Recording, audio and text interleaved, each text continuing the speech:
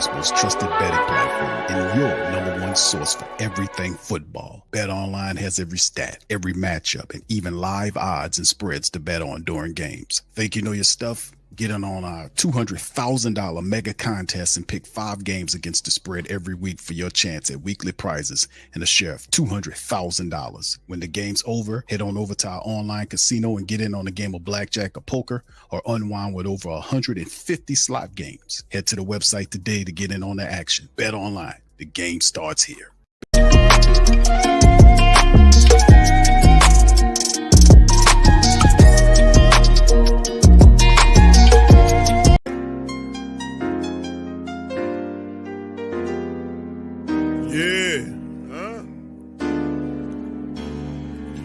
Like Benson, I'm a who that. I'm a who that. Long as I'm living, I'm a who that. Lose or winning, I'm a who that. Sports coma, yeah, this is where we do that. Where we do that, where we do that, where we do that, where we do that, where we do that. Boogie like Benson, I'm a who that. I'm a who that. Sports coma, this is where we do that. Where we do that. Welcome, welcome, welcome. Somebody please better help.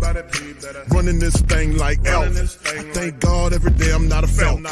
Go to YouTube Live with Big Q and the guys. If you ain't ride or die, the bandwagon get flipped. Been marching in, that was way for the ring. I was yelling out your shame for the championship. Bucking on Tampa, duck down. Falcons, pluck, get shut down. Panthers ain't much touchdown. The vision really belong to us now. So much hate on the Saints, you could probably tell. Ever since Bounty Gate hit the NFL, when things seem fishy, then you probably smell the crooked referees on Roger Goodell. Yeah, probably like this, and I'm a who that. Every day I'm living, I'm a who that. Lose or winning, I'm a who that. It's the sports coma, this is where we do that. Where we do that, where we do that, where we do that, where we do that, where we do that. Boogie like Benson, I'm a who that. It's the sports coma, this is where we do that. You're listening to the sports coma with Big Q and the guys on the PRO Media Network.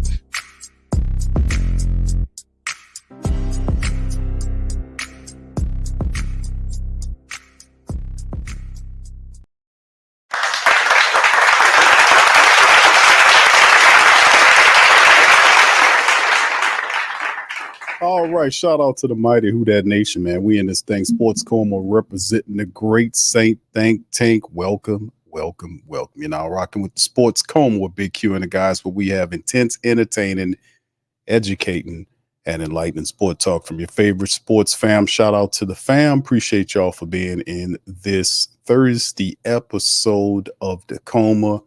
We up in this thing, man. Listen, appreciate each and every last one of y'all for being in the stream. And listen, fam, we're going to go over some news, notes, and items, jumps right to some of these interviews with Dennis Allen. Of course, we're going to put them on the speed, my little speed session. I kind of speed them up to get through it.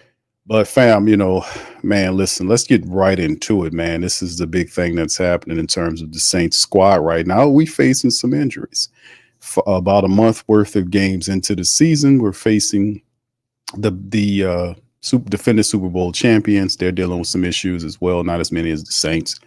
Week 5 Monday night action, fam. So we'll be opportunity to see some guys play. We'll see Tampa and Atlanta play tonight. I would, if somebody asked me who I got tonight, man, I would probably say Tampa Bay.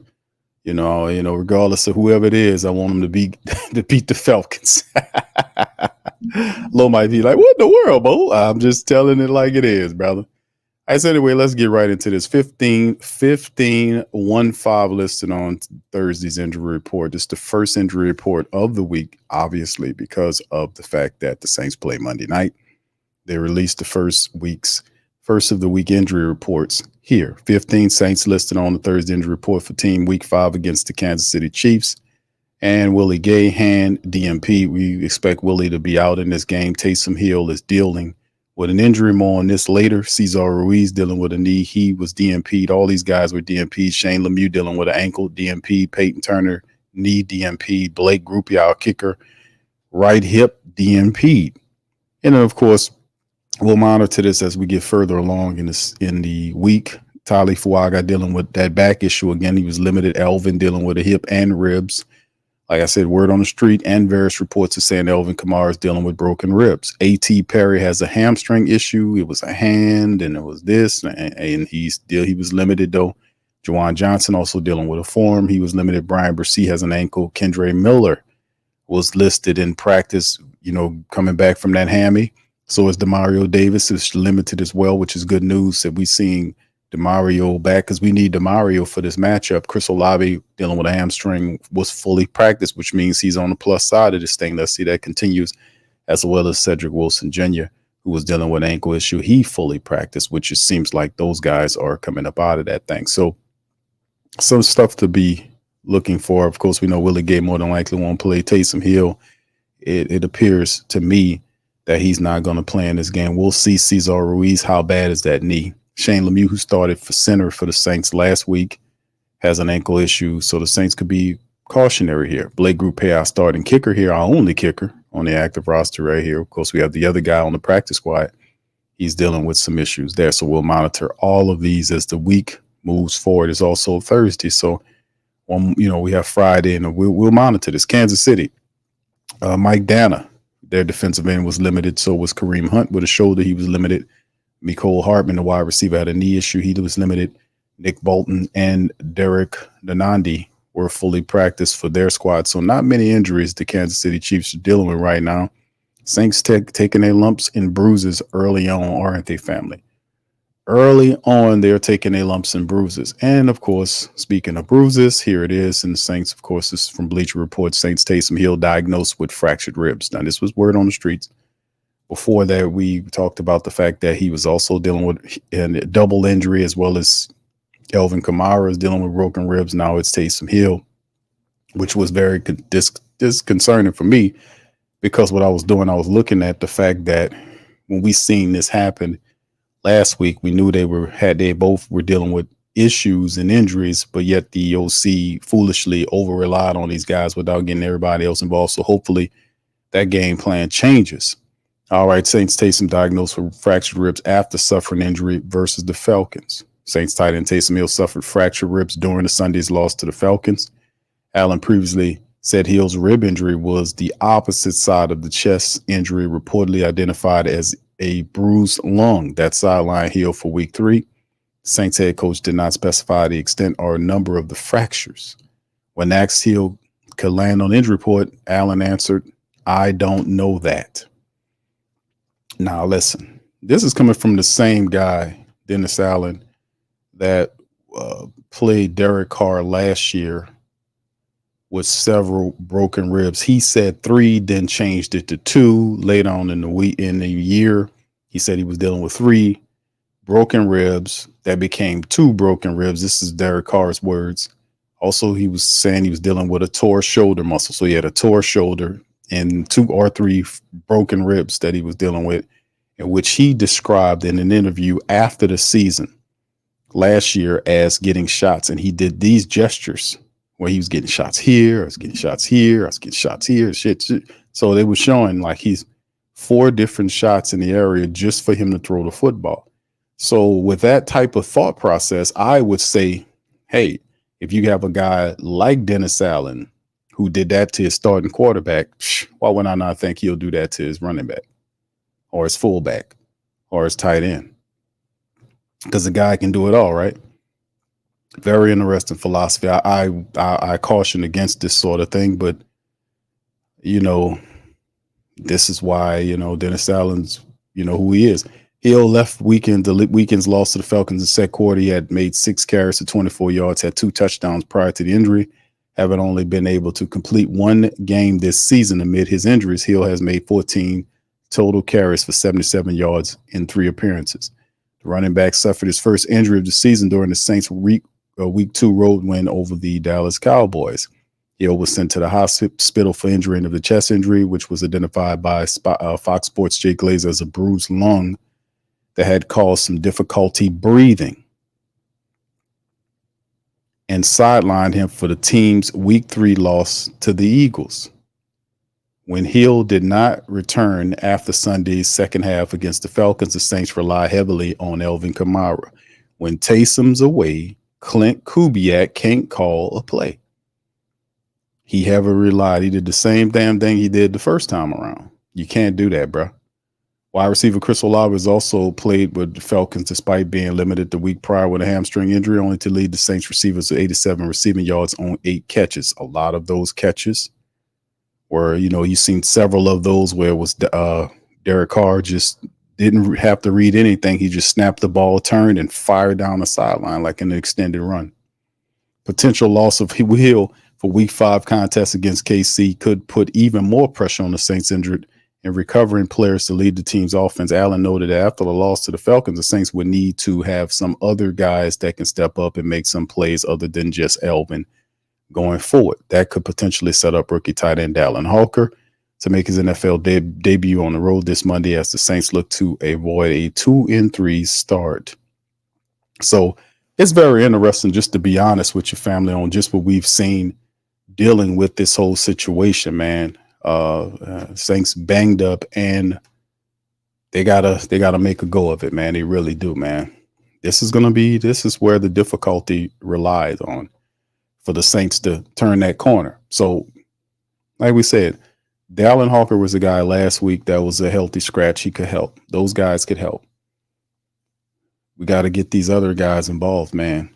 We got to get Cedric Wilson. The Saints picked up Cedric Wilson. He's supposed to be the veteran receiver, the older veteran receiver to lead the Saints off. Well, not lead the Saints offense, but to steady the young rum, so to speak. Has not made much of a contribution. No third wide receiver have.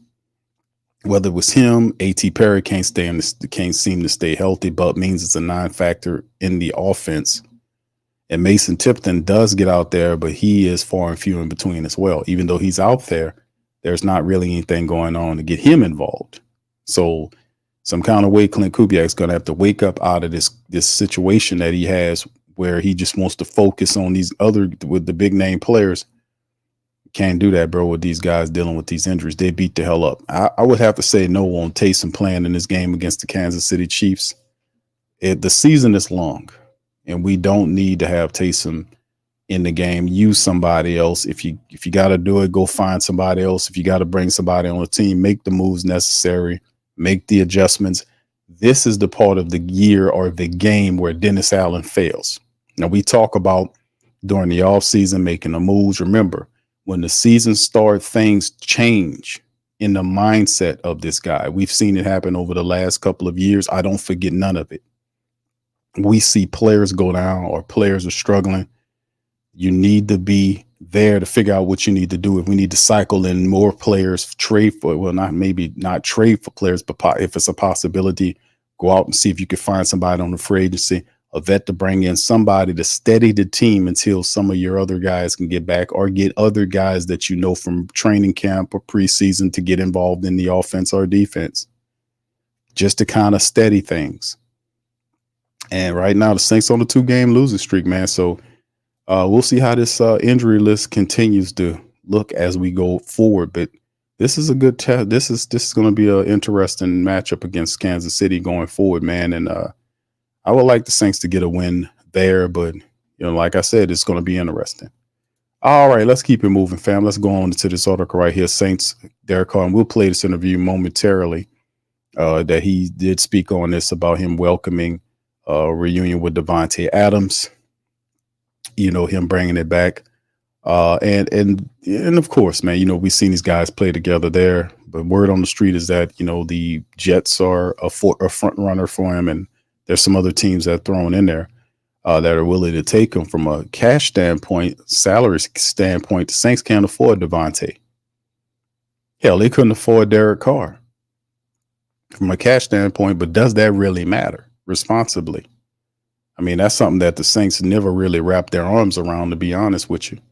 I mean, the man would be a tremendous addition to our wide receiver room because we need help there. We operating with 2 guys. A third guy would definitely turn the room, especially a guy like him would definitely help out. It'd be another good option to have. But at the same time, man, it's kind of that thing right there with, based on, the give and get. It would definitely make some difficulty happen in terms of what they got set for these upcoming years. Because the Saints are really, besides what's going on right now, they're in a money crunch. Kicking the can down the road, it makes next year difficult, and the Saints trying to bear it out this year and next year And then in the third year, you'll see a lot of the cap. You'll get cap relief because a lot of the big contracts will be gone. The Demario Davis, the Cam Jordans, the Tyrann Matthews, the Taysom Hills, the Foster Monroes, and all these contracts that the Saints currently have, these contracts would be off the books. Now they'll have some money left from some of these phantom deals, but they'll have some major relief that we hadn't seen the right way. So is that what we're looking for? Are we trying to compete for something heavy? That's the debacle. That is the conundrum that the Saints brain trusts, if you want to call them that, have to decide on what they're going to do. Because if the guy's out there, and there is a competitive market for his services, and we'll see what they can do. Derek Carr spoke on it. But Adams played with Rodgers from 2014 to 2020 after being selected by Green Bay. He was reunited with Carr as college quarterback at Fresno after being traded to the Raiders before the 22 season. He played only one season together in the NFL, with Carr getting released in 23, but Carr said he considers Adams one of his best friends. Carr said that their families still vacation together, and their long NFL season together was a lot of fun. I did have 1,500 yards. I think I threw like 12 touchdowns. We didn't win as many games as we thought, but it wasn't all bad. We had fun doing it. That's for sure. I think it was like the second best year of my career. The narrative that it didn't work out is correct because we didn't win as many games. But when it comes to getting him the ball and him scoring a lot of touchdowns, I think went pretty good. Carr said he and Adams talk often, and have talked this week, but I have not discussed any trade rumors, business stuff. We don't even talk about it. The stuff is beyond our control. Sometimes I'm so focused here, says Carr. So we'll listen to some of that as well from Derek Carr talking about his quarterback. Guy could help. Don't get me wrong. If you see a lineup with Adams and Olave and Rashid Shaheed in the slot, that's very intriguing, and a healthy Taysom, Elvin. That is a difficult offense to stop. I would dare say that is a Super Bowl style offense if Carr is play action Carr. If he's play action Carr and not Carr get rattled and just throw in the traffic Carr, then we are going to struggle. So we need to kind of get that together. So that's what I'm saying. It's an interesting thing. A lot of people say they just go and get him because it's all about the Super Bowl. Boy, his contract is massive. This year, not so much, but the balloon payment of next year where it spikes, it goes from what it doubles. And the guy is 33 in December. He'll be 34 next December. So when it balloons to like 35 million from 13 and a half or 13.7 or whatever it is this year, prorated, it balloons to 35.6 or 0.5, something like that next year. And then it goes up an additional $1 million. So it's an escalating agreement on the aging player. Most people want to stay away from that. I can see why the Jets want it. The Jets want it because Aaron Rodgers is on a time clock of himself, and he needs all the weapons that he can use to get them over the top. So do the Saints. So this is the conundrum the brain trusts have to deal with, and that's on their ass. They're going to have to figure it out one way or the other. All right. So big ups to the fam, man. Appreciate y'all for being in the building. Y'all, please feel free to hit the like button. Much love. Clint, good to see you. Black Major, brother Julius, Kenneth. What's up, Kenneth? Good to see you, fam. Much love. Jane Doe, big ups to you. Snake Bite, good to see you. L Dub, be great, Josh. High Rise, much love, brother English. All right. Shout out to you, fam. Appreciate you. Gundam, shout out to you as well. 504 Cole, brother Trey, everybody. What's up, Pete? King Chosen One, everybody, man. Always good to see the family. Pelicans, Noel, I see you, man.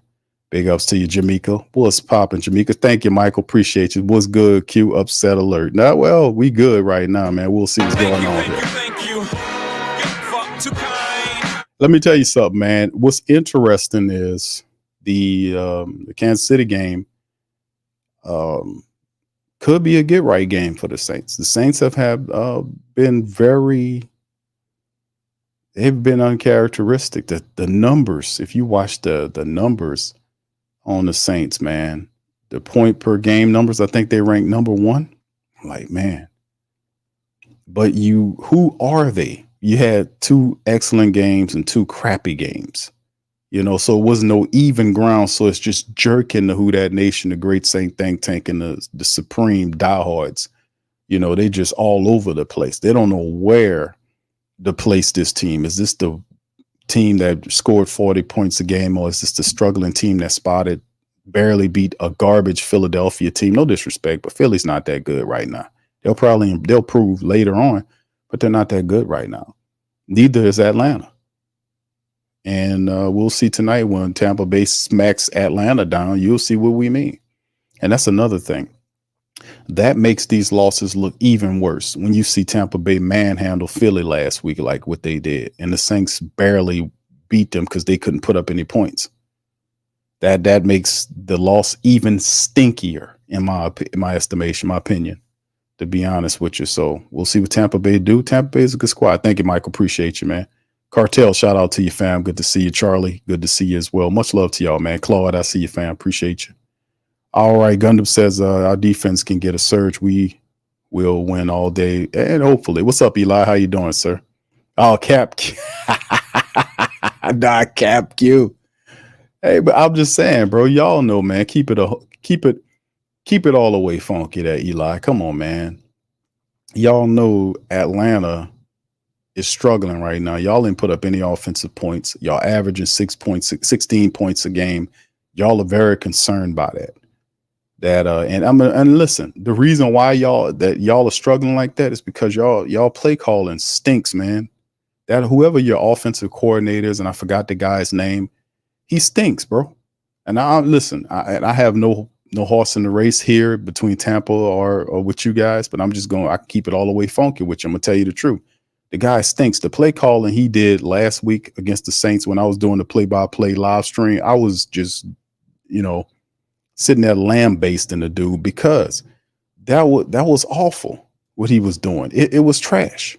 Like, how dare you attempt to try to get Kirk Cousins to throw the ball 35 times when you have Bijan Robinson and Tyler Algieri? How dare you try to do that, stupid sir?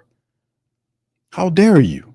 How stupid are you? I have Tyler Algieri, who was averaging 6.7 or 6. It was more than 6 yards a carry. And they was still trying to throw the ball. Let me tell you something. Y'all almost lost that game on that last drive because that dumbass offensive coordinator had Kirk Cousins throwing into coverage. I swear, if Jordan Mims was an inch taller, he would have intercepted that ball because he got his hands on it right on the tip of his finger. It's right on the tip of his fingers. He almost had an interception. Then y'all really could have lambasted that guy. That was stupid play calling. The Philadelphia Eagles did the same thing. Dumb. When you have two guys like Tyler, that's like a Mike Tyson two-punch combination. You got Robinson and Tyler Algieri. You run with those guys and work with those guys, and Cousins should be the guy that operate secondary. He has it in reverse. That's why they're struggling like that. The line ain't all. They did a deal with holding their ass off, but actually did a pretty decent job. Now the Falcons, if they concentrated on running the ball, they would have put up a pretty chunky average on the Saints too, because the Saints could not stop Tyler Algieri. He was running on them just like what your boy was from Philly.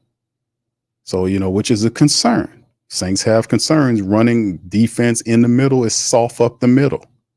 The last couple of games, man, we've been getting hit with we've been getting gashed on that soft middle. We got to fix that.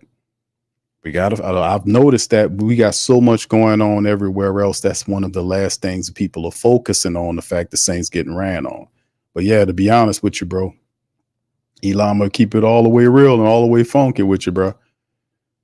That offensive coordinator got to get smarter than that, brother, because that was some dumb play calling, bro. Seriously, stupid. Anyway, y'all need to get on that dude, get his mind together, bro. All right, shout out to you, Cartel. Good to see you. Throat Cutter, what's up, Throat Cutter? Shout out to you, brother. Good to see you, man, as well. All right, yeah. Yeah.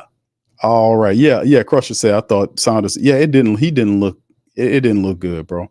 Even though they didn't do what Philly did, that's because they elected not to. They only ran the ball 15 or 16 times in the game. They threw it 35 times, I won't say, which didn't make any sense to me. But I guess because the Saints secondary really, our defense wasn't getting pressure on the statue known as Kurt Nobody's Cousins. They wouldn't getting the pressure. One sack on the statue. in an offensive line that missing 2 of its starters. That is not a good look. That has to be fixed. We got to fix that. Anyway, speaking of fixing something, let's hear from Dennis Allen. I ain't gonna play all of this stuff. I'm gonna hear a little from him and Derek Carr. Like I said, I'm on the time clock for tonight, fam. I ain't gonna keep y'all. But let's hear from old Derek Carr. Let me cue it up and get more ready to introduce Dennis Allen. Here we go. Now go on. You take care of the cake. You possum puss. Get that punch out there. You'll get one from me. Had Go a little bit of on. extra time to kind of get ready. We went outside to practice today. The weather was nice. That was good to kind of get out on the grass a little bit. This will be our first outdoor game that we'll play in. So try to simulate the elements as much as we possibly can. We're excited about the opportunity to go up to Kansas City. I don't think anybody has to tell you that it's a hell of a team. All 3 phases, they do a great job. There's Hall of Fame coach, Hall of Fame quarterback, defensive coordinator who's probably one of the best in our league. So they got good coaching. They got really good players. They execute at a high level. The stadium is a tough environment to play in. So it's a huge challenge for us. How do you prepare for a team when they have like a lot of injuries and maybe guys will be in roles that they maybe wouldn't normally have a lot of tape on them, maybe doing some of the things that felt likely for them? Yeah, look, I think you have to prepare for the scheme, and then use your best judgment as to where they're going to try to utilize people within the scheme. So yeah, I think there'll have to be some sort of an adjustment, in terms of who they have playing in certain spots. I mean, Rashee Rice obviously is probably the biggest one. So we're obviously not expecting him to be available. So they'll have somebody else in that spot. Now, whether they do that with a wide receiver and keep the same personnel grouping, do they change personnel groupings and do it with somebody else? That remains to be seen. Quarterback and tight end, obviously the main thing. You got to expect them to move tight end Kelsey around a lot to try to figure out. Yeah, look, they move him around a lot already. When you watch the tape, he's in a ton of different spots. I mean, they put him outside at number 1, they put him inside in the slot, they put him at number 3, they put him in the backfield.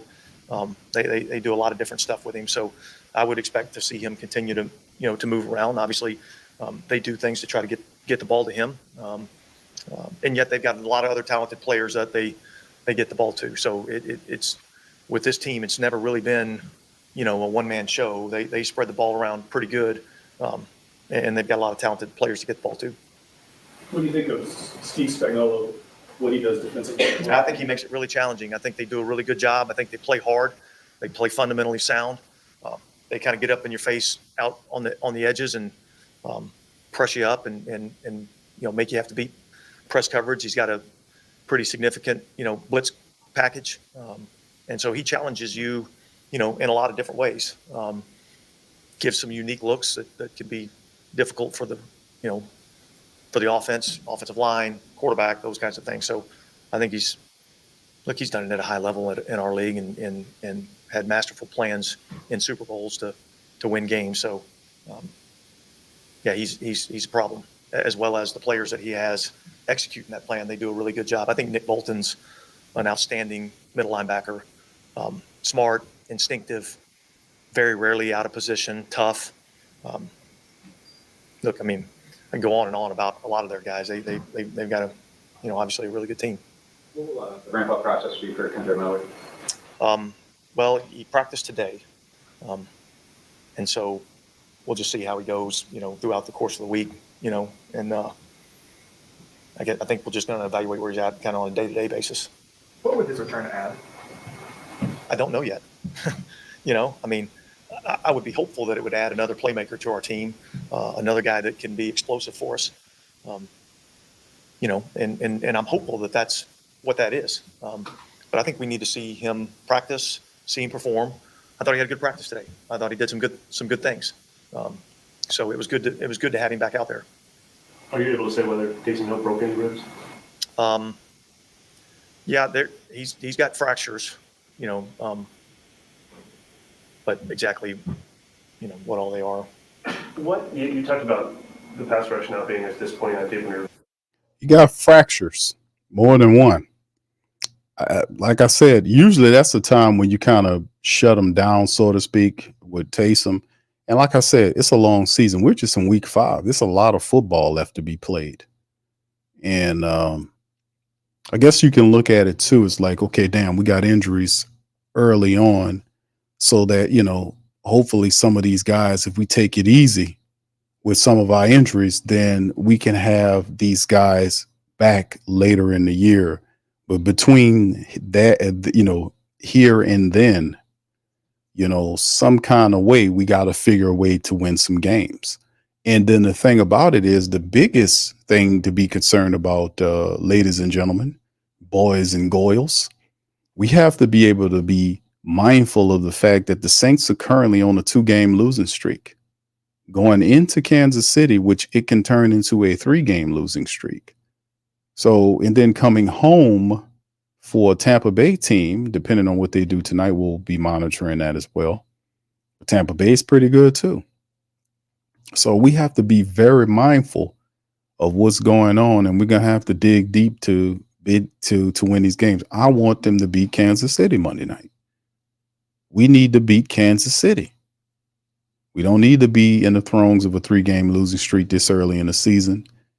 And some kind of way, we're going to have to do it without putting any extra pressure on Alvin Kamara, who also is dealing with broken ribs. And you heard Dennis Allen says about, his other players dealing with multiple fractures, is Taysom. We have to be very careful of how we do this. Now, we know about Kendre Miller's back at practice. Dennis Allen made him basically the whooping man of the training camp by always talking about him being hurt and all this kind of stuff, to the point where people was believing, man, they about to trade him or cut him. I'm like, man, they ain't trading or cutting that guy. He's been dealing with issues and injuries, but it's up to the offensive brass to get it. In particular, Clint Kubiak has to get other guys involved. He has no choice, man. You got to get those guys involved. We got a little extra time. Hopefully that's what he's working on, getting those other guys involved, because that's what we need. We need this win against Kansas City. We really do. Okay, but what is an element of your pass rush, or I guess of the defensive front in particular, that you need to see more of? Well, I mean, look, I just think it probably gets down to a little more consistency in all facets, in all areas. There's not one thing that's like, okay, this is a glaring weakness. I actually think there's a lot of things that we're doing really well up front. I'd like the quarterback to go on the ground a little bit more. But I do think we're getting some pressure on the quarterback. It's not perfect, but I think we are affecting the quarterback. And I just look at effect on the quarterback. I look at quarterback completion percentage. I look at quarterback rating, interceptions, like all those things tie together. And so I think overall, that's been pretty good. I think we got to eliminate some of the explosive plays. I think that's probably the biggest thing, that from a defensive perspective, if you said, what's the one thing, not trying to single out an off defensive line, linebacker, secondary, whatever the case may be, coaching, whatever, let's eliminate the explosive plays, whether it's a catch and run explosive play, whether it's a run explosive play, or whether it's a deep ball down the field. Let's eliminate, those explosive plays. I think that's something that we need to improve on. And so we're going to, and we'll be tested this week on that. Do y'all guys agree with Dennis Allen on this? Let me know in the chat. Do y'all agree with Dennis Allen? Not just the obvious point about him speaking about eliminating big plays. One in particular, I could say a negative play that the Saints allowed was the Paulson to Debo pass interference that set up the long field goal by Young Ho Koo. Now, I can say that's you eliminate that play, the Saints win the game. Like, because Debo ran down there, he didn't even look back. What was that? And I know he probably, but if it was a regular kicker, he probably would have missed. But you don't do that. That guy can, if you get on that side of the field, that guy's going to hit the field goal. He hit 4 field goals for the Falcons. So what do you guys think about the pressures? What Dennis Allen was talking about, the pressures and affecting the quarterback and the interception, stuff like that. Do you guys agree with that aspect of his commentary? Do you guys agree with that? What's up, Debbie? Argentine Dogo, what's up, fam? Says, if Kubiak is all that I thought he was, he will orchestrate a win on Monday night. We need this win, fam. We need this win. Ava says Q said Taysom needs to get behind his pads. He runs too high and take too many chest shots. Yep, Avis, thank you, brother. That was a great comment, bro. Did a hand clap for that one, brother. I would even hit you with the bang, bro. Bang! Bang! It's good! It's all the way good with that comment, bro, because the reality is that's what happens. But you got to remember, Taysom Hill sometimes, and listen, and he said this a couple years ago, matter of fact. He said that because Taysom changes position so often that he forgets, like, if you're a running back, it's a posture you take, right? When you get the ball, you coming out, you kind of stand low. You don't, you got to lower your shoulder, but Taysom is mixed up so much. Like you use him as a wide receiver. You're using him as this, you're using him as that. And sometimes you can see some of these things he forgets. You know what I'm saying? He's in these different spots. So sometimes he forgets what he is. I'm not saying he forgets the plays, but certain tendencies running backs and others are supposed to have, sometimes he gets them mixed up. That could explain why he's too high in terms of him running too high, not in terms of, because that could be, I don't want nobody to misconstrue that like he up there blowing the doja. But no. But I get what you're saying there. You're absolutely right. And he mentioned that. He said that, a couple years ago. I remember in an interview we was talking about that.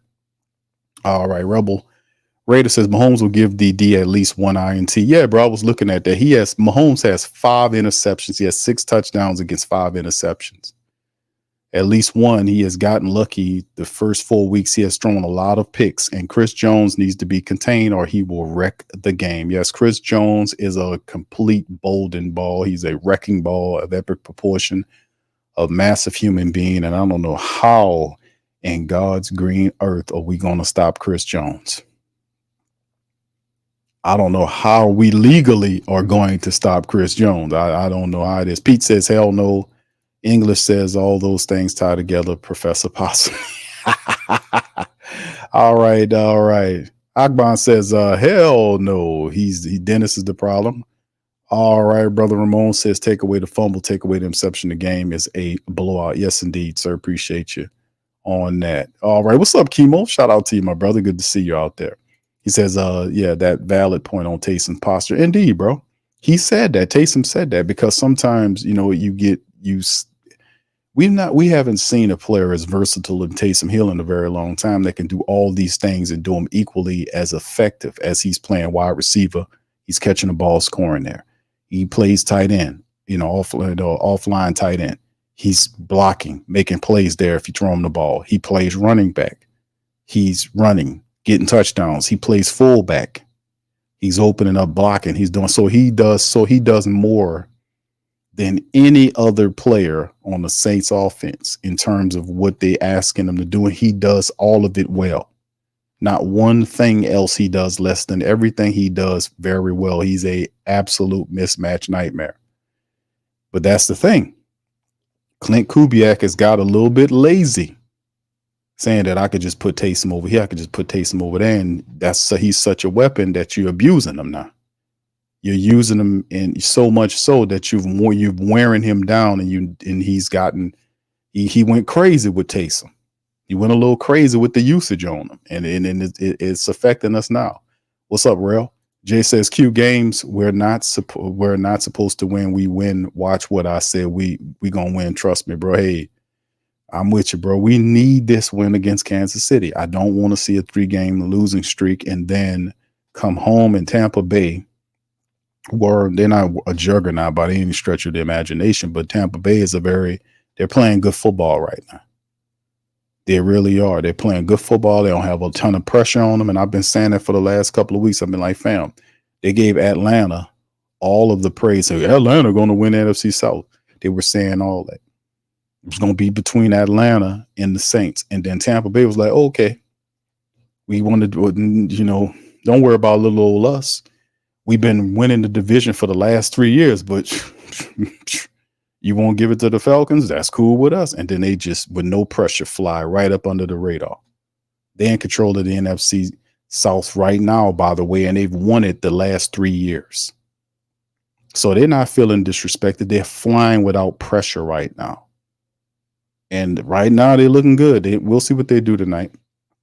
All right. Anyway, let's keep it going, fam. Let's push. Let's get back to Dennis Allen. Those bullet points. I'm sorry. I was asking about those bullet points you're talking about with the pass rush when you're facing a guy like Patrick Mahomes, who I know offensively the numbers for Casey hasn't been there yet, but they've been able to win. Is that kind of that gets stressed even more to make sure that you're affecting Patrick in that sense in order to get a in order to do what you want to do defensively? Yeah, look, I mean, he's a hell of a player, and you just watch him play, and you're like, there's nobody else that's doing that.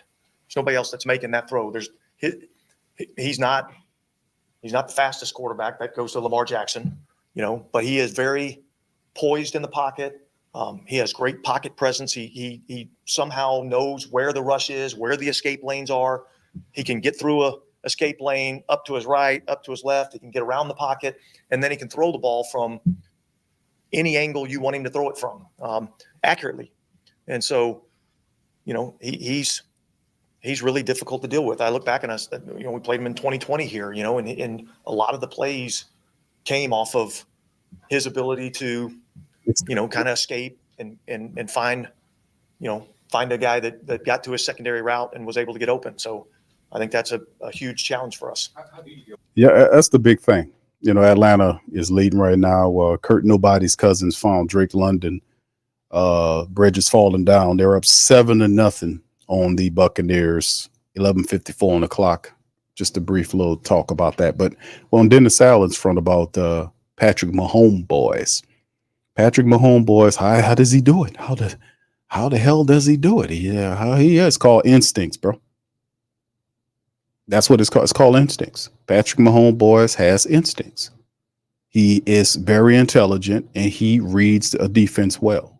He pays attention to what's going on. Now, he's not perfect, but he can sense things. He audibles out of things. He knows how to move around. Pat Mahomes boys is not the fastest dude in the world, but he knows how to extend a play. And he does. He had a little baseball background, his pops and all that. So you know how to throw those balls at, the sidearms, all this kind of stuff. But yeah, he got a ton of interceptions, like 5 touchdowns versus 6 picks. But you look past that because that's Mahomes boys. The team still, regardless of not, they're undefeated. Now, some funny business when they played the Falcons last week, where, there was some funny business on there. So expect funny business as well. We're not going to be exempted from the funny business. That's another thing to think about. When the Falcons should have beat Kansas City and they fell out. But the thing is, don't think for a second that there won't be funny business involved with us as we go to their building. We need this win. You really do. Let's go back to Dennis Allen for 4 minutes, and then we'll switch over to Derek Carr. What kind of those second effort plays? Like, is it just got to cover crowd? We got to cover them twice. We got to cover the first route, and then we got to be able to cover the second route. And then when we have an opportunity to get the quarterback on the ground, we need to be able to get the quarterback on the ground. It's much harder to throw the ball from laying on the ground than it is when he's able to kind of stay on his feet. So we have to finish on the quarterback when we have those opportunities. And so that'll be a big point of emphasis. And it's easier said than done with this quarterback too. Are you dealing with anything serious? No. I mean, it's nothing serious. He didn't practice today. I know you were here in 2017 and much has been made of what almost happened. Were you at that workout that Sean went to with Mahomes? Do you remember being in the war room that night? I know you got Lattimore, he was your top guy, but Mahomes and maybe kind of perspective on what went down, how it happened, just from your recollection. Well, yeah, I was there when we went out and worked him out. And so I was just kind of a fly on the wall and watching, and it was evident that he had a tremendous arm, athletic, could throw the ball from multiple different angles. It was a pretty impressive workout. Now, I didn't sit in the meetings with him and talk football with him. That was Sean and those guys that did that. But my understanding is it was pretty good. And then, look, we're sitting in the draft room, and Drew was in the back of the draft room, which, was just kind of a coincidence. And we're sitting there and we're like, we're going to take this guy if he's there at our pick. And so I think everybody was kind of excited and a little nervous at the same time, but Kansas City obviously felt the same way that we did and moved ahead of us and took him. And we're extremely pleased with the player that we got. He's been a really good player for us. The whole story that Sean Payton says is Dennis Allen's version of it about Pat Mahomes boys, and I often wonder why that they just didn't. And I've heard it all before with all these quarterbacks that we had an opportunity to get and to only turn around and don't get them. Oh, we were close to Mahomes, and then the next thing about the Watson. Then you go after Watson, he plays games, then was going to use the Saints as leverage to pull a super team to Atlanta before Cleveland foolishly and stupidly offered up a ton of money for him to go up there. So we dodged that bullet. And then, of course, they talk about the Lamar Jackson thing, which was by far the stupidest drafting of a quarterback. And now Lamar Jackson is considered one of the top 5 best quarterbacks in the game. You knew it coming out of college what he was going to be. Everybody that had a brain knew it. But we go up, trade up to go and get him. And who does Sean Payton end up pulling the trigger on? Marcus Davenport from the University of Texas at El Paso. I don't even think he's in the league right now. You passed up on Lamar Jackson for Marcus stinking Davenport. Miss me with these stories about how we were that close to getting them. We were a little nervous. Miss me with all this nonsense about picking quarterbacks. And speaking of quarterbacks that we did end up with, we didn't miss on this gentleman. Shout out to Akban says, what will we do if Dennis Allen is still the head coach after this year? Saints family members are tired of this mediocrity. Well, we heard with John, shout out to John Hendricks. He believes that his talking point was that he believes that the Saints, if a playoff situation doesn't happen, he believes that Dennis Allen will be back for another season. And that's a big slap in the face for the Who Dat Nation if that happens, because that don't happen anywhere in the NFL where a general manager / VP candidate, or not candidate, but the employee of the Saints team will aggressively go against the will of the Who Dat Nation, despite the fact that if the scenario played out like you are indicating, Akban, that we don't get into the playoffs, that he will bring this guy back for another year. You all who have season tickets need to tear them the F up. Cancel. Just for an exercise of power to the New Orleans Saints, to let them know you're not running a damn thing. We are. The jersey sales, all of that, cut it off deadline if they do that. Just for an overall own code exercise of power as a unit, we all ride together. Now, you'll have some other people that will still do it, but that won't matter anyway, because you will be in the majority anyway. Just for an exercise of power to let them know you're not running nothing, we running it. That's how that's supposed to go. This is the time that we operate, because we let these people, they tearing up the world right now when we sit up here and let them do it. Enough is enough. Ain't no more excuses, or I got to work 2 jobs or whatever this is. And you letting these politicians in there and they tearing up the world. And then you look at everything tore up and we blaming them. No, it's not them. It's our fault, because we should have kicked their ass out of there and went up there and ran for the job and stand on business. Moral business. So this is an exercise of power. That's what it all is. And since it's your New Orleans Saints, then you need to exercise that. That's always been my standpoint, man. That's always been money talks, BS walk. Like the old folks say, money on the wood make the betting good. That's what they say. Check in the chat. Just keeping it 100. But anyway, man, listen, like I said, that's what the man said. I say, if that happens, we got some teaching to do. We got some showing to do. So, and speaking of showing to do, here's Derek Carr. Let's see what you have to say for a few minutes. Here we go. Makes that environment so special. I've always said, it's one of my favorite environments. The crowd is unbelievable. It just it feels like that college atmosphere. Just diehard fans, super loud.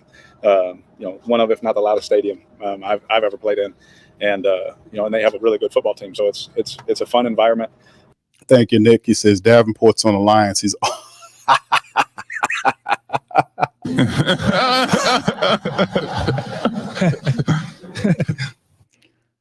my goodness. Isn't that a joke and a half? This guy is away from here and he with the Lions and he's still hurt. I don't get it, man. I don't get it. These people do it to themselves. They do it to themselves. Talking about we were looking for a quarterback. We had a quarterback. We had several opportunities at quarterbacks. L-Dub says, Q, I got a feeling that we will still bring D back. That's cool. I want them to do it. Bring them back. Bring them back. That will be a slap in your face if they did that. And that'll show how much disdain and disrespect they have for you, because then it will be nothing but an exercise of power to show that we don't care what you think. We're going to do this the way we want to do it. And that's when you say, okay, enough is enough. We done supported you up to this far. Now you noticeably being disrespectful. And that's what I'm saying, man. What's going on with us now, man? What have we become as a friend, as a society, man, to just put up with all this trash? You know, where the warriors at? You know, where the warriors at? Where the people? You know, where all of the people that stand up? Like back in the day, they had the civil rights movement, which was the peace movement that got a lot of stuff done that a lot of groups are using as a blueprint to do their stuff. They taking a lot of that and they attaching themselves to a lot of what black people, some white people died for, right? They had the peaceful wing and they had the non-peaceful wing. If you think they was all peaceful, you don't know your history. They had the deacons of defense. You better learn something about your culture. You ain't no moves you gonna make in this country or in this world where they don't involve you shedding blood for what you believe in, man. Come on. Ain't nothing you gonna gain without that principle. Isn't that what one of the great generals, Washington, said? That every so often that the tree of liberty has to be, what was the words he used? Watered with the blood of the patriots. Wasn't that what he said? Man, come on, man. Ain't nothing that you have on this reality that you ain't gonna have to fight for. That ain't gonna come to that. Because some people, they're not gonna relinquish no power. You got to stand on your own. You got to stand up. And all these people, there's so many people beat the hell down and programmed. They don't even realize what's going on right now. With everything going on in the world, the distractions that we deal with, we know what time it is, fam. We know what time it is. Some people really don't. But where are those? That few. Where are you? Where are you? Where are you in this time? Because you are needed everywhere. You're needed. You're needed to stand up and stop a lot of this stuff. And I was like, where is the respect? You know, if an NFL team that get all of their funding from you disrespect you to the point where they put a loser in front of you and tell you they're going to bring them back another year, and we don't take that as a disrespect and say, man, listen, we about to take you all the way down. I'm just saying, man, you play with us, we got to teach you not to play with us. Ain't this how this work? Because it's all groups anyway, right? Everybody grouped up. It's this mob group over here, this political mob group over here. They flying a flag. They got this stuff that they believe in. This other mafia group got this stuff they believe in, and then they ridicule you because you don't think like they think. That's propaganda. So at some point, the people that know that cannot be that can't be programmed, that can't be, just their brains warped like that. You gotta stand up and take a stand on a lot of this, man. We can't have it. Most of these other people, they already gone, fam. Okay, we know that. I'm not talking to you. I'm talking to the people that have some brains and some courage and some sense. We don't need people that's just bought into everything and don't want to stand up for nothing. They just want to ride on the coattail of the people that do. I can't stand that. Anyway, let's go back to Derek. Speaking of riding on the coattails, let's go back to Derek Carr, see what he has to say. Let's hear it, Mr. Carr. To play in, very tough to execute and win in. But again, one of my favorite places to play. they'll say all kinds of crazy stuff about your family and you and all that, and it's all a part of it. Especially to me, since I played there so many times. There's one guy that always says a lot of stuff to me. But we've had fun over the years. But for sure, one of the toughest places to play. I mean, going against a player like Patrick Mahomes, I mean, for you as another quarterback, I mean, is that a special challenge as well? I mean, I know you're not playing him, but yeah, it's definitely tougher for the defense. But as a fellow, quarterback, like you want to compete against the best, and it's always a challenge going against Pat because they can score like that, and he's a champion. He's one of the best quarterbacks to play our game, and so it's always been fun over the years competing against him and going against him. We've had some fun duels, at their place, at our back when I was with the Raiders, back and forth. We've had some tough moments, going against them. So it's always a challenge, but there's so much respect I have, and Pat knows that, how I feel about him. He's one of the best, and he's always fun to watch. There's a lot of headlining there's a lot of headlining with Patrick Mahomes and offense, but it seems like these first 4 games, this defense has been playing at another level. Have you been seeing the same thing? Well, I think that when you have such a great quarterback and head coach, and the offense scores points, everyone talks about it, but, for years, I'm not going against them. I've been going against Spags, and his defense and Chris and, that secondary, the linebackers and the rushers. I mean, they just – year after year, they create chaos. They create problems for the quarterback. The pressures, you have to have a pressure plan. You got to be ready for all the stuff Spags has in his system. I go back and I remember looking at stuff every year I've ever played him, and just all the stuff that I know that he could potentially or possibly do. And, so there's so much there. And he's, again, talk about an amazing person. I love him as a person. He knows that, but not this week. He's definitely, for a quarterback, a challenge to go against because he knows how to put his guys in good positions with their vision on the quarterback and things like that. So it's always a tough challenge, but it's always fun to go out and compete against the best. They're the champs, and what opportunity for our team to go, see what we got. Derek, how difficult is it to be efficient offensively in that atmosphere? I guess you guys have been in a couple of tough atmospheres so far this season, but how much more difficult is it to be efficient in that atmosphere? Yeah, it's always tough because the noise, plays a factor, and so, you're going with that and you're going against the Super Bowl champions, so it's a huge challenge. So is it going to be easy? Absolutely not. But we're excited for that challenge, just like we have been all year. Every week's a new challenge, and this week is a great challenge, for us to go into that atmosphere against that great of a team and compete against them. What have you seen from the offense these last couple of games? Like combined 36, but is it kind of missed opportunities here and there, and those kind of things? We talked about the Philly game, but like the last game, I thought we ran the ball efficiently and threw it better. But there was I don't remember the exact drive number, but somewhere in the middle, there were some drives in there where, we had the punt and we, gave them the ball. And so it's like, you want to clean everything up, and we're learning as we're going through this season, with different opportunities on different plays of, that makes sense now. So you try and not make that mistake again the next time. And so I felt like we played better last week than we did the week prior, and hopefully we can just keep getting better. Last couple of games you've had some. Yeah. How would you identify it on? Yeah, he's one of the best defensive players in our game. Have a lot of respect for Chris and all the times that I've gotten to play against him, and I think the world of him. He's a great player. He's fun to compete against, and he creates challenges all across the offensive line. The amount that he is, how important is it to just kind of make sure you're identifying where he is? Yeah, it's a challenge.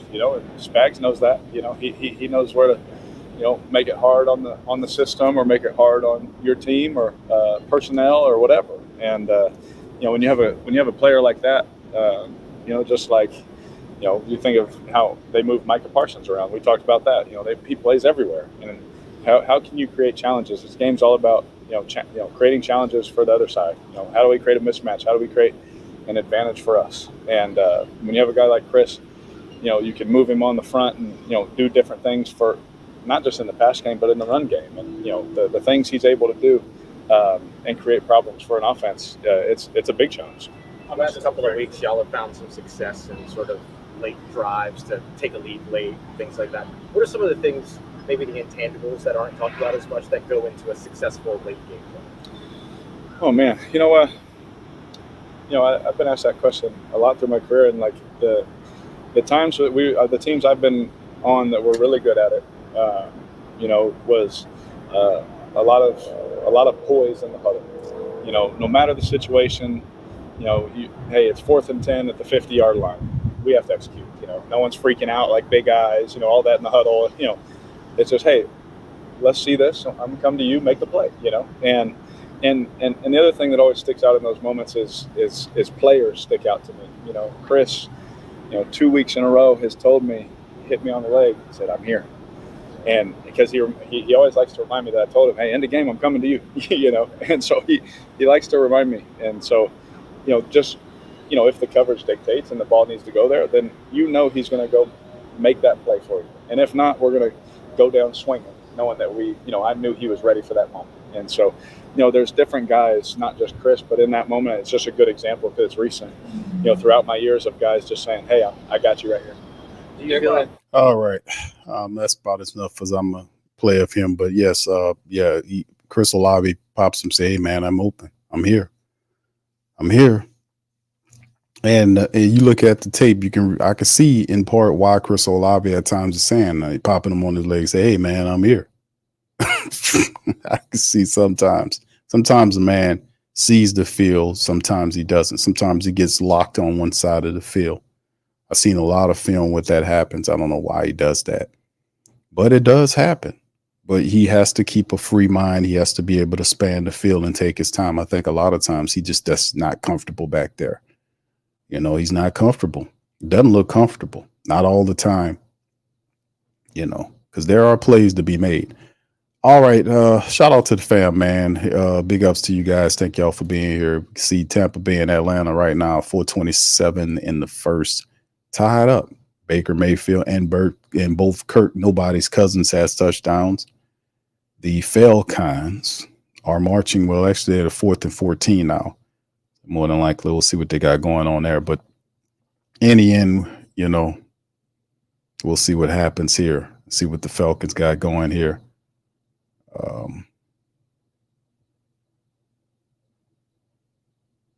Young Hoku missed the field goal. Well, why he couldn't miss one last week? Damn. He missed a 46-yarder, man. Why he couldn't miss one last week? He was 4 for 4 last week. He couldn't miss one last week. All right, let me get ready to leave on that note, man. L-Dub says, Q, I got a feeling, too, that Mickey will be back. All right, thank you, bro. Appreciate you as well. He also says, Q, you think if Tom Benson was still here, would we be tolerating all of them? Absolutely not, man. Absolutely not.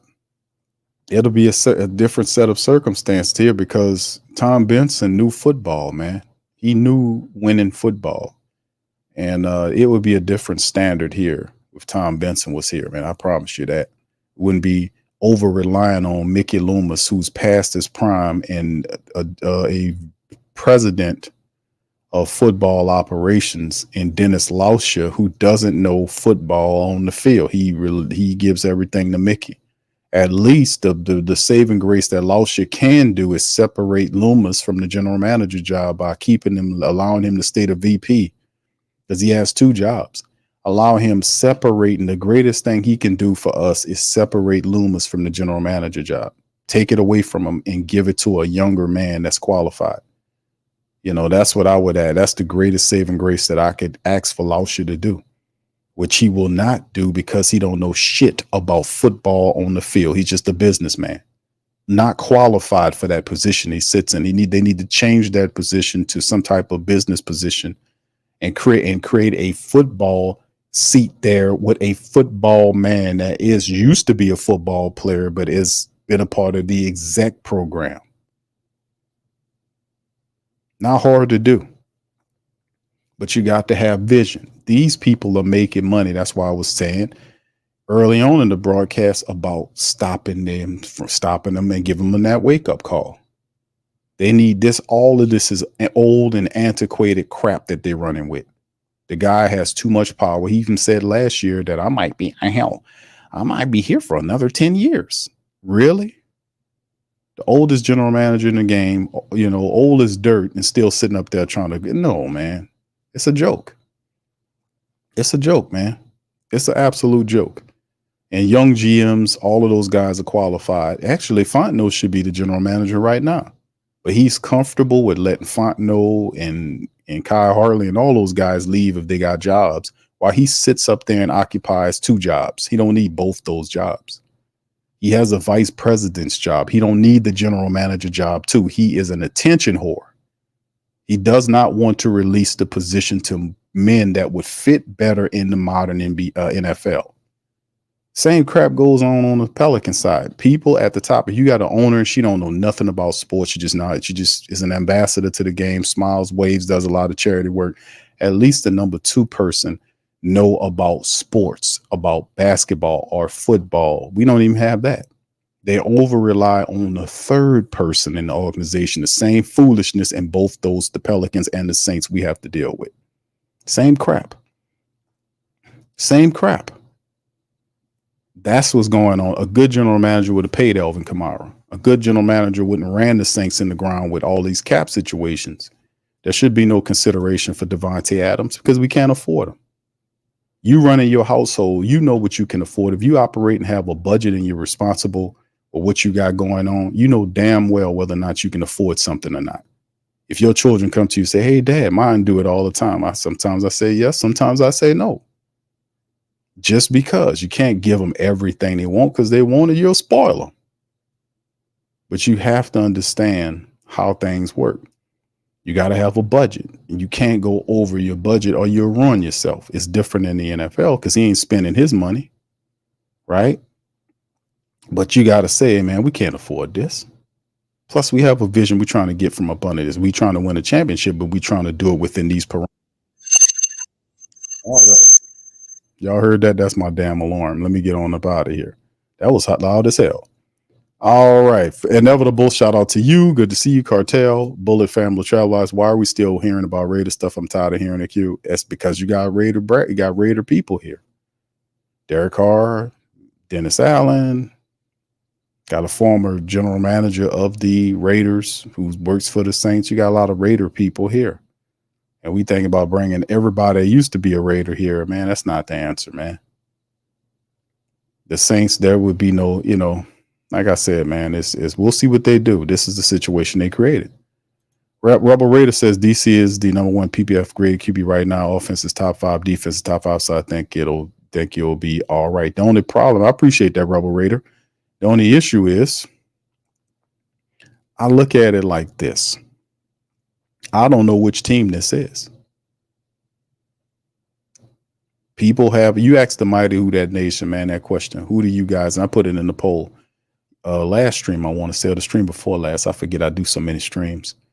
But I asked the family members, which Saints team is it? Is it the week 1, week 2 Saints or the week 3 and week 4 Saints? They believe it's the latter. Which team is it? That's the issue. Now, the statistics are skewed. You can't trust them stats.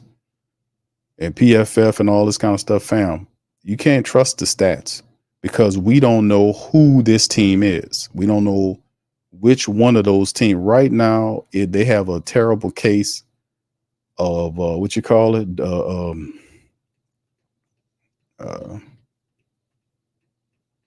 I forgot what you call it, man. But they got a terrible case of identity crisis. That's the best way I can phrase it, for lack of better terms. They got a terrible case of identity crisis. We don't know who this team is. Is it the team that blows you out with 40 burgers, or the team that turn the ball over and don't show up offensively and help the other team beat them?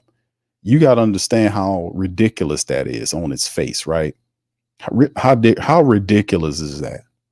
You got a team that used to be a team, they were blowing everybody out 2 weeks in a row, and then next thing you know, they become the exact opposite team at the other end of the spectrum. The team that can't score anything, and a team that gives points and turnovers to the other team to beat them. That is the opposite side of the spectrum. That's 2 extremities. The left and the right extremity. Which team is it? Who are these guys? Who are you? You know, that's what and it's just ridiculous. I don't know who they are. I don't know which team is it. Is the 40 team? Is this? The offensive coordinator's game plan don't look the same. He can only make the game look like that if he has access to all his players. And when he don't have the same players, he over rely on injured players. He don't want to play anybody else and get them involved. That, you know, that's not smart.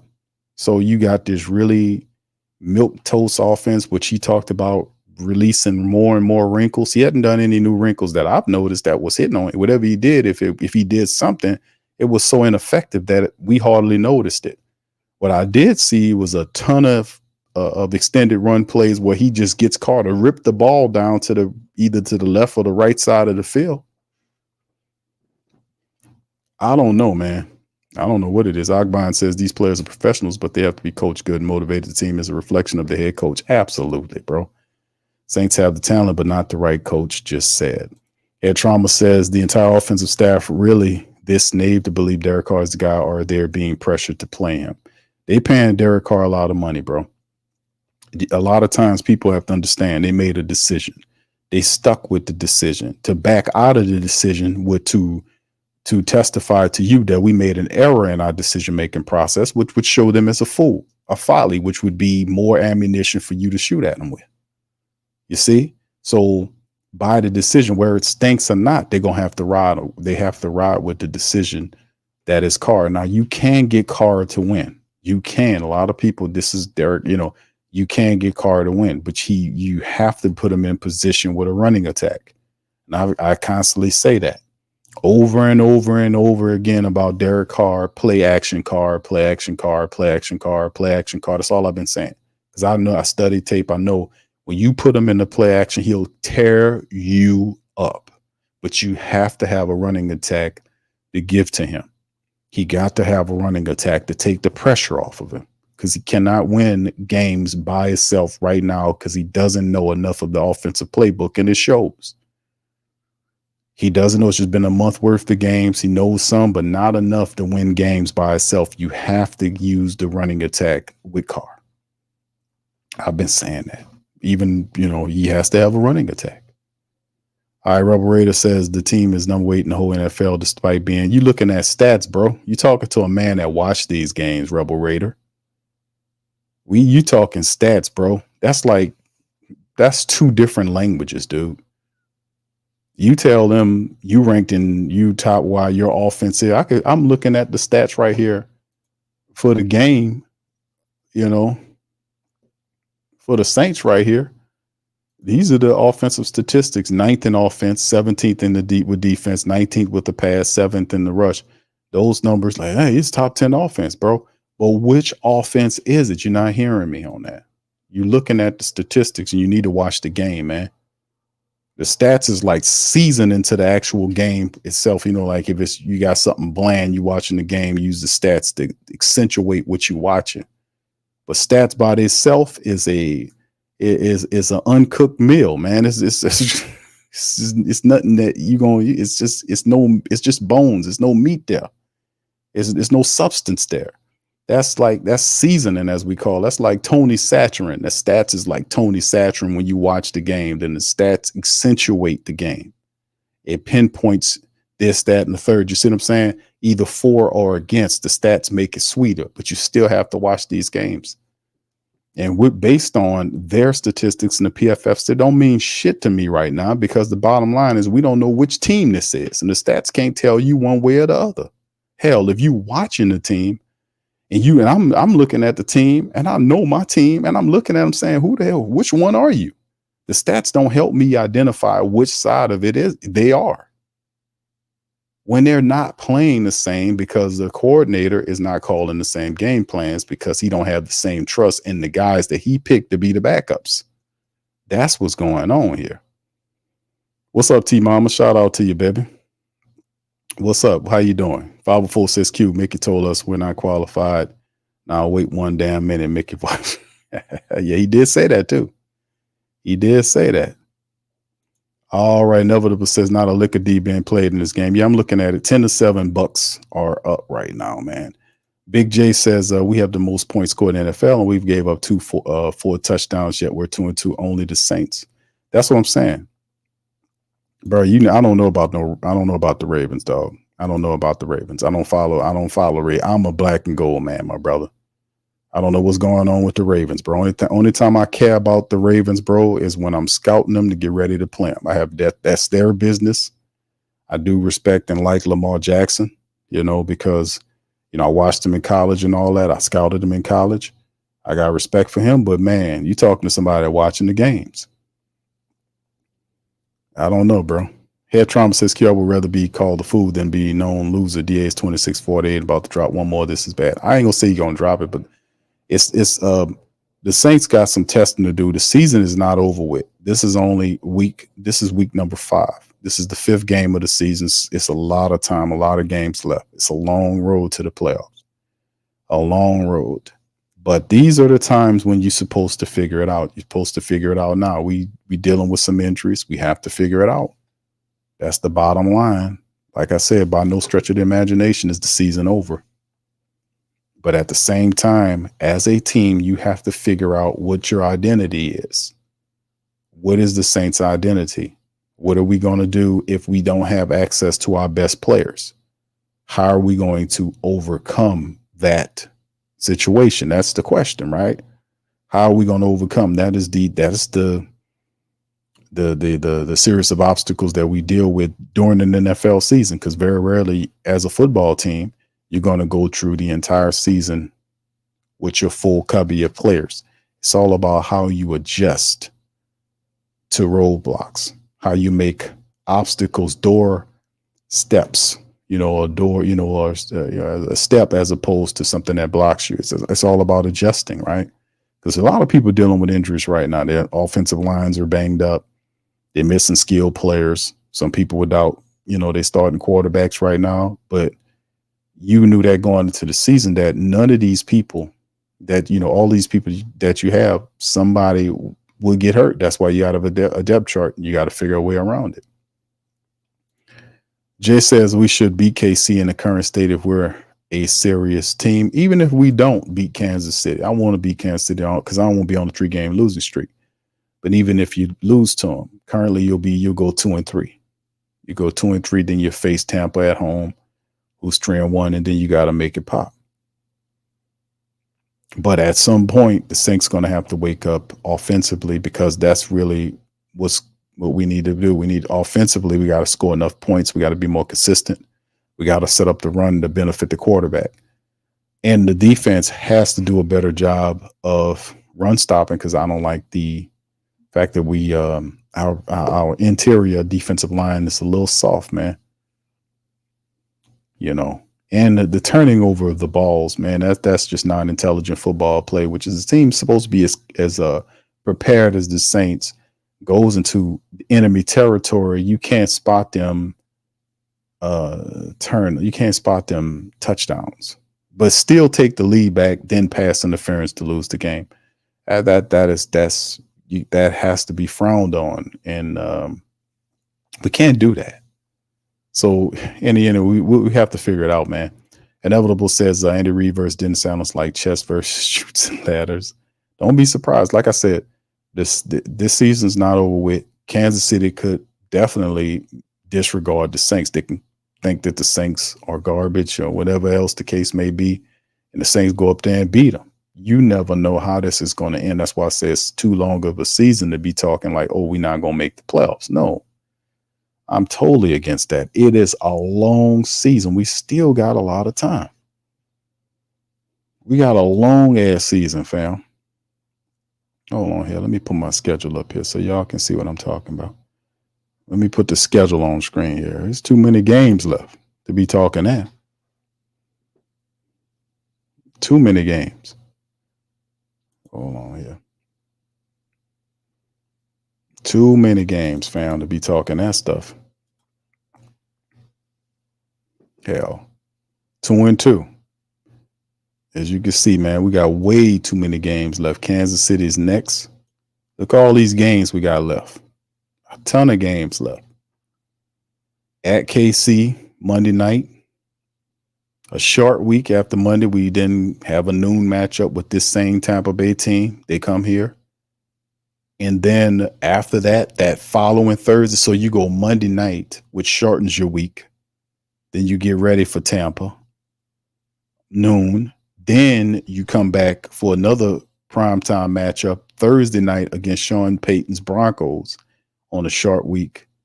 So it's a lot of games between October the 7th to October the 17th. So what is that? 10 days, 3 games in 10 days. How do you, that is a mini gauntlet there. Now that's KC, Tampa Bay's playing well, and Denver picked up a little steam with Sean Payton team playing a little something else, and then when we get through with that, then we kind of have the Chargers and we kind of go into our little stuff 4-game run before we go to the bye. So it's a lot of time. Like I said, man, it's a lot of time between now for us to be talking all that. Hey, man, we ain't gonna make it, Q. No, we ain't going there. Not going there. I know for a fact it's too much football left. Anything can happen here.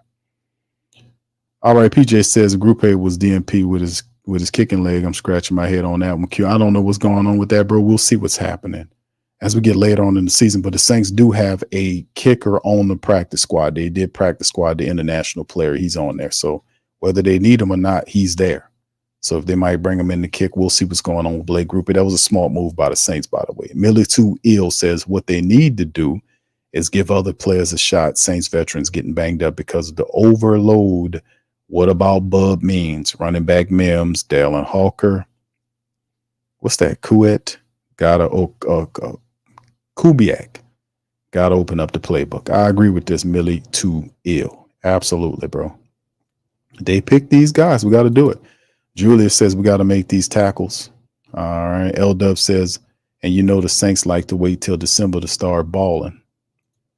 Yeah, Spags since Heat and Carr isn't great against the pressure. KC top 5 in blitz percentage. Thank you, Devin. No, Carr is not good at it. Yeah, he's not good at the pressure. He really isn't, fam.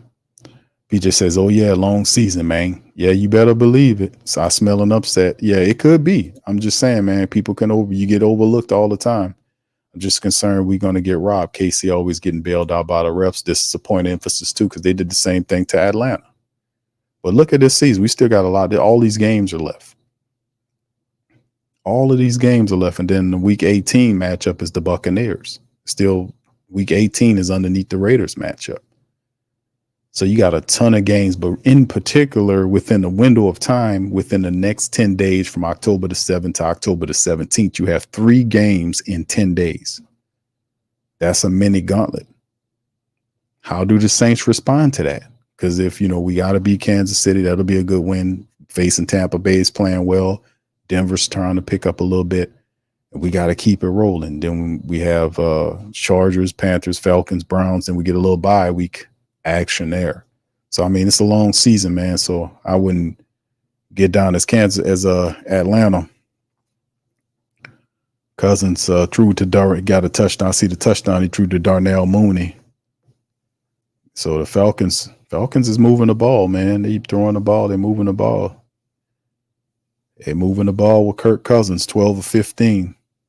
Somebody got to play some defense in this game, man. Maybe they make some adjustments. I don't know, 14-10 right now.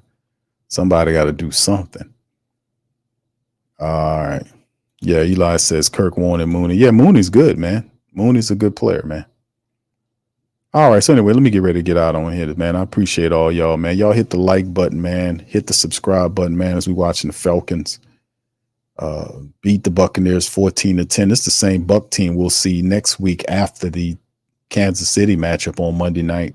So we, watching this team, we pay attention to the Tampa Bay Buccaneers, fam, because it's kind of like our little scout week of watching the Buccaneers. This is who we gonna have after KC. We'll have this Buccaneer team and Baker Mayfield. You can see Baker Mayfield don't look bad out there, does he? They're not using much of a running attack. It's look like it's just all Baker. They're not balanced at all, but still in all, man. We'll see how it all falls. It could be interesting, man. Atlanta does have the tiebreak on the Saints. You know, if they beat Tampa Bay, Atlanta goes to the head of the line, don't they? Yeah, I want to say Tampa Bay goes to the head of the line if they beat Tampa Bay tonight. They go to 3-2. Yeah, they'll go to the top of the division if they beat Tampa Bay. So they're trying to take the division early, man. Anyway, what's up, KB? Shout out to KB. All right, what's up, Bronze? Shout out to Bronze Cartel. I see you, fam. Appreciate you. Inevitable. Big ups. Anyway, fam, I'm gonna get out on that. Listen, please feel free to hit the like button, hit the subscribe button, check the description section for merch. Our Show Me gear is available. The link is in the description section for the Show Me merch. For the family members, y'all can check that out. I think there's a deal going on right now. You get 20% off on it. I know we had it when we first released it. I think it's still going on in the merch shop.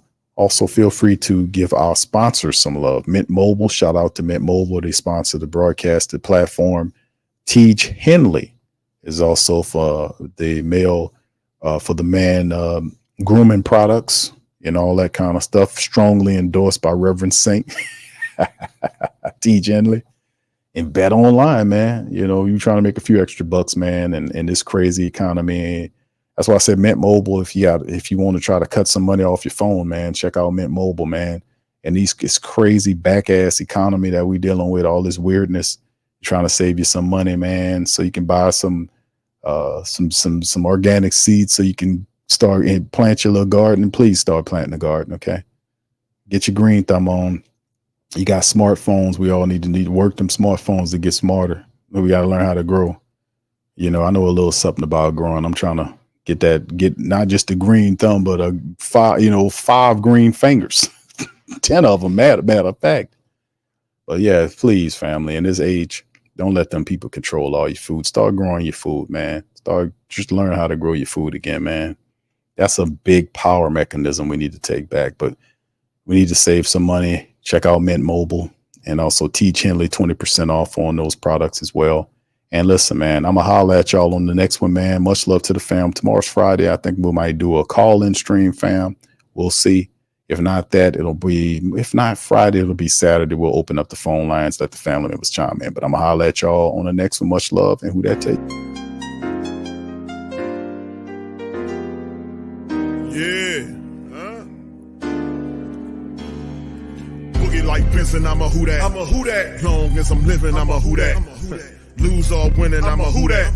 Sports coma, yeah, this is where we do that.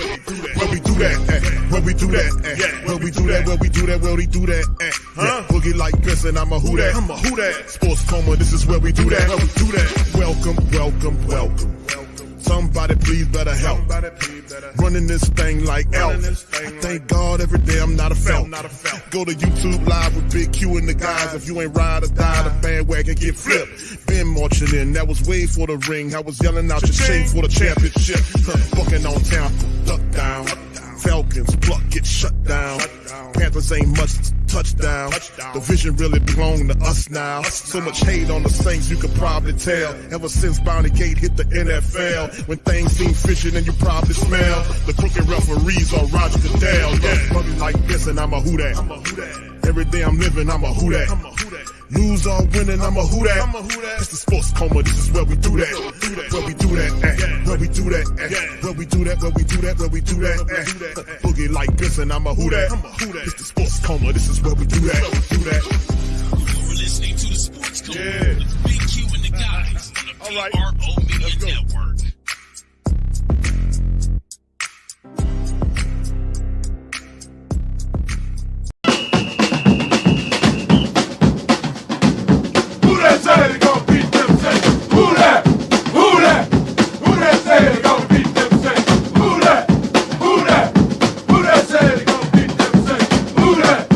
Bet Online is the world's most trusted betting platform and your number one source for everything football. Bet Online has every stat, every matchup, and even live odds and spreads to bet on during games. Think you know your stuff? Get in on our $200,000 mega contest and pick 5 games against the spread every week for your chance at weekly prizes and a share of $200,000. When the game's over, head on over to our online casino and get in on a game of blackjack or poker or unwind with over 150 slot games. Head to the website today to get in on the action. Bet Online. The game starts here.